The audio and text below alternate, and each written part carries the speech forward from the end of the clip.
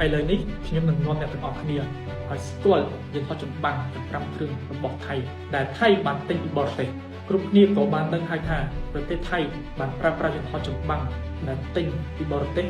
មកវាយប្រហារលើប្រទេសកម្ពុជារបស់យើងឥឡូវនេះកុំឲ្យខាត់ពេលយូរកុំស្គាល់យន្តហោះចម្បាំងទាំង5គ្រឿងទាំងអស់គ្នា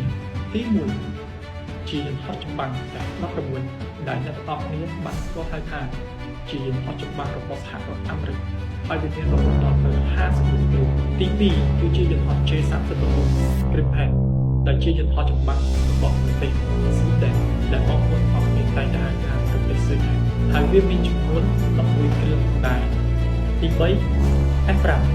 វាក៏ជាយន្តហោះចម្បាំងរបស់សហរដ្ឋអាមេរិកដែរហើយពេលនេះចោលសៀមក៏បានយកវាទៅអាប់ដេតដើម្បីឲ្យវាខ្លាំងជាងមុនផងដែរហើយវាមានចំនួនសរុបដល់11គ្រឿងទី4 Alpha Jet A យន្តហោះចម្បាំងមួយប្រភេទនេះគឺផលិតដោយប្រទេសបារាំងនិងអាល្លឺម៉ង់វាមានចំនួនទាំងអស់18គ្រឿងនិងលេខរៀងចុងក្រោយទី5វាមានឈ្មោះថា A-6 Wolverine វាមានសរុបទាំងអស់8គ្រឿងហើយវាក៏ជាយន្តហោះចម្បាំងរបស់សហរដ្ឋអាមេរិកផងដែរសរុបមកយន្តហោះចម្បាំងដែលប្រទេសថៃមានច្រើនជាងគេគឺរបស់សហរដ្ឋអាមេរិក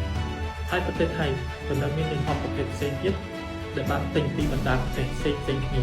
សូមអរគុណសម្រាប់ការតាមដានវីដេអូរបស់ខ្ញុំកុំភ្លេចចុច follow ដើម្បីទស្សនាវីដេអូបន្តសូម